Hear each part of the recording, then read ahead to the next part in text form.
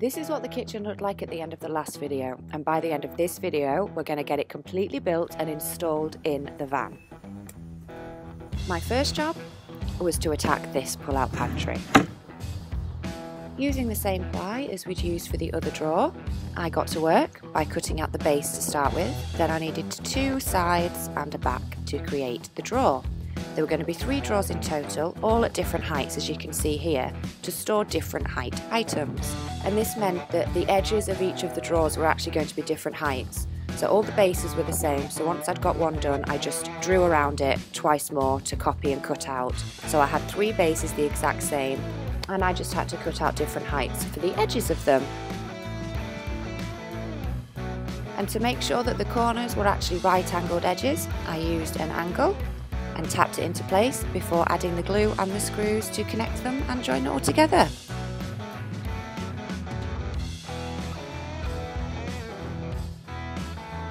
Which left me with 3 very good looking drawers. Now I had to glue and clamp the edge of that one just because it had split a touch, but now it was time to get them connected. And what this meant was I had lots of 2x1s to cut, because these are going to be the struts that the drawer runners sit on, so the drawers can actually move in and out. And you can see my pile of wood there, and I had to pilot hole both sides of 6 pieces of wood. So that took a little time before I managed to start installing them and drilling those in. Same process we used for the other one, so you get the idea. Took a little bit of time, a little bit of fiddling around, make sure everything worked okay.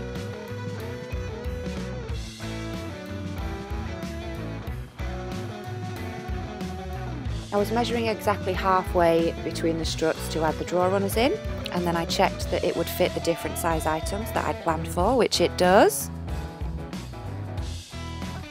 I did have to quickly just tweak the middle runner here, because the bottom drawer had side runners and the top 2 drawers had runners that actually fit at the very bottom, and because we'd repurposed them I hadn't planned for that, so I just had to move this one down a couple of inches to make sure it worked.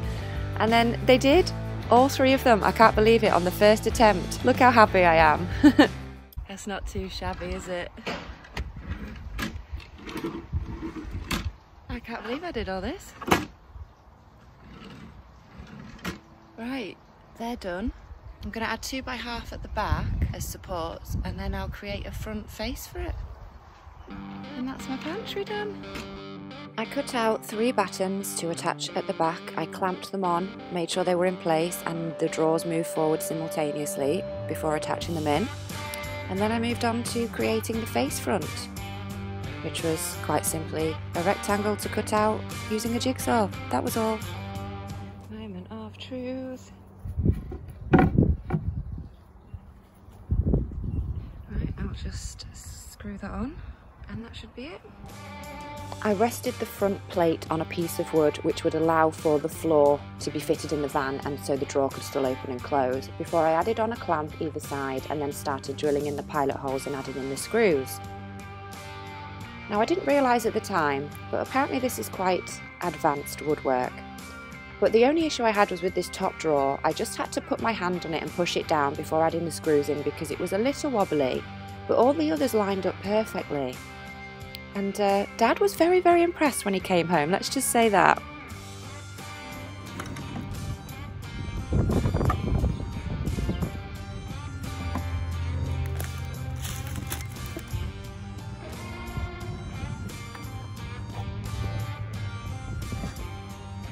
And if I do say so myself, look at that precision height. Get in. So that was an afternoon and a morning's work, so full day in total to build a pull-out pantry. That's me done. I've got to go edit a video now. Oh, it never stops. Next up, it was time to get the oven in. Now, I had built this before I put the frame on the oven, and as you can see, I'm a mil or 2 out. So we did actually have to cut out a slight bit of that frame, which I will show you later. But just as we'd done with the fridge, I'd added in a platform for it to sit on, and it was really starting to take shape now. We are scavenger hunting for supply. This pile is outside of a motorbike place. All the motorbikes come shipped in this stuff. If you recognise it, this is what I built my cupboards out of my kitchen basically, so we're going to take those 2 pieces there and see if we can scavenge or anything else, because you know it's free.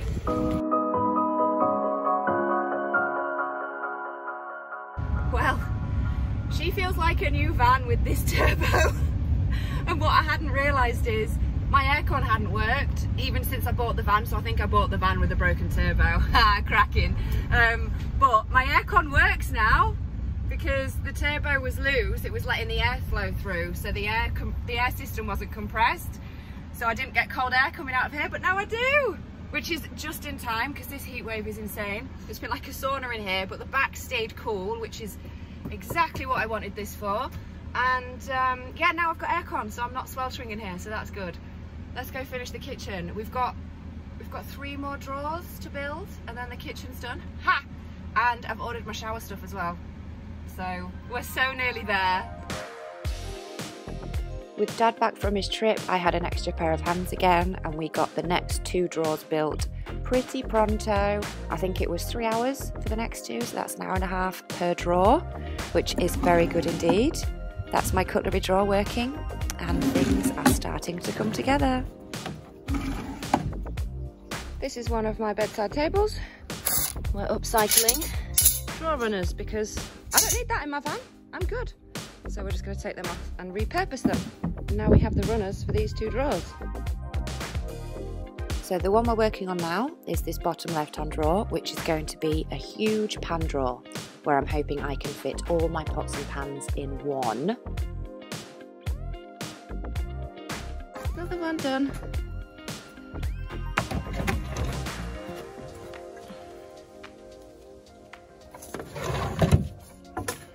And now it was time for Dad to teach me how to use a new tool, the circular saw, which makes this job much easier. Dad took out those annoying little paperclip things before we added on another drawer front yet again, using that piece of wood at the bottom you can see, so all the bottom of the drawers lined up perfectly. One more final drawer to build tomorrow, and then that should be done. So the next day, I put my newfound skills to use using that circular saw to create the final drawer and the final drawer front, which needed a bit of sanding and a bit of tweaking, before finally adding a couple of clamps and a ruler at the bottom as a space maker to make sure everything was level, and then I just screwed them in. And once I'd managed to get that done and all the drawers were working simultaneously, it was time to add the fridge back in to see what the finished article looked like.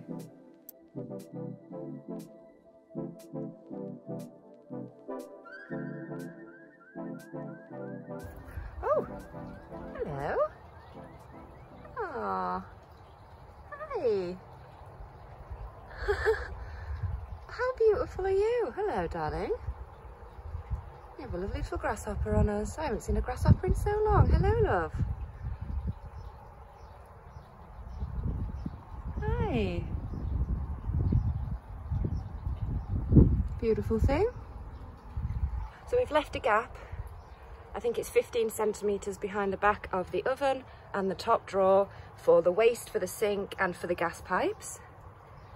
And the gas pipes are actually going to run through these. We're going to drill holes through these, and this is where the gas pipes are going to run. Down to connect to this one, and then into the garage this way. Water and gas, because the Troom is going to be here and the water pipes around there. I can't believe it's finished. I did that. I did that. I couldn't even pick up a screwdriver 6 months ago, and I pretty much built that all by myself. There may have been some tears after I finished this, just as a bit of a realisation as how far I've come. Like 18 months ago I couldn't get out of bed. And now I've built a goddamn kitchen. So I've got to paint it, add handles on it, get a worktop, put the gas hob in, put the sink in, get the tap in. But we're going to actually add it in the van now. We're going to connect it, drill it into the van. It may be raining, but today is a very special day. We're going to put the kitchen in the van. Ha! This is an accumulation of 5 to 6 weeks of hard work.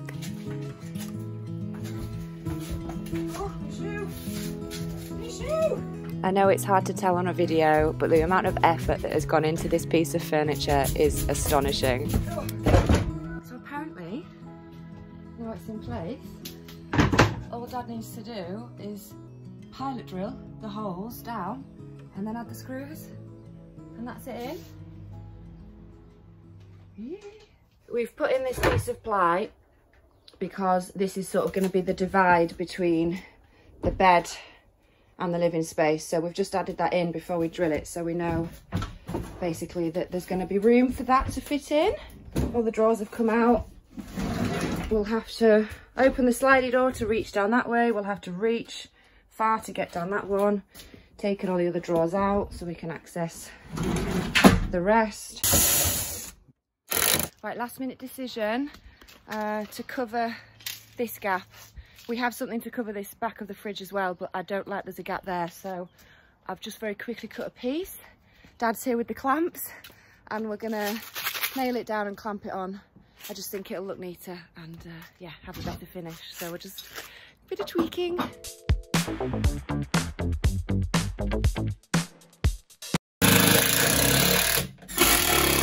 So these are all the clamps holding on that, and a bit down there to keep it all glued on the back of that piece. You saw me add nails down this side, so we're going to wait for that to go off. That drawer's got to stay out because this is sort of where the gas work and electrics and everything are going to be, and the water's going to come out there.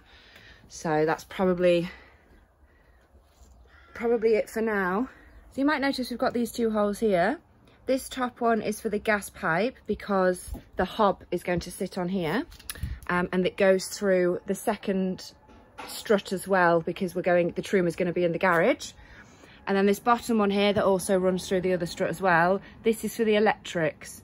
So that the electric goes to the fridge and the gas goes to the hob up here.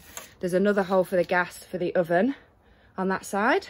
So I've opted in the end to place my sink on top of the counter to allow for that drawer to be in there. Otherwise all of that would have just been wasted space for sink drainage. So I've decided to sit my sink on top because then I only need that much space for the waste pipe. And that gave me an extra drawer, which is why this one doesn't come back as far, because this is where the wastewater is going. So we've got to paint it, put some handles on. I'm going to add some detailing as well on the drawer fronts. I haven't decided yet. And then get the countertop on. I'm going to have a flip up countertop at the side, hob there, sink there, and then it'll be finished. I mean, it's a mess, but you get the idea.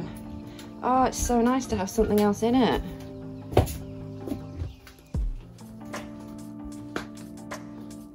almost a home. And imagine if I put the bed back, it would look really good.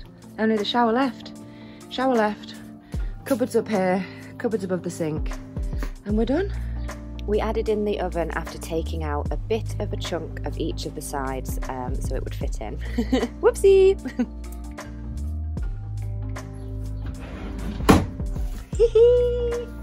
She's in. She's in. It will be very interesting to see as I drive how many of the drawers fly open when I go around a corner. We'll also have to see what catches and stuff I need on them, but they're quite stiff, so hopefully I'll get away with it, we don't know.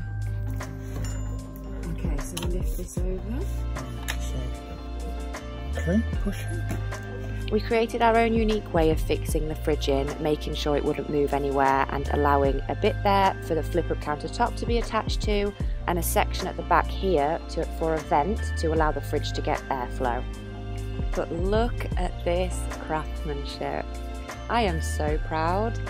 I think it looks beautiful. Thank you so much for watching. I'll catch you in the next one. Peace out.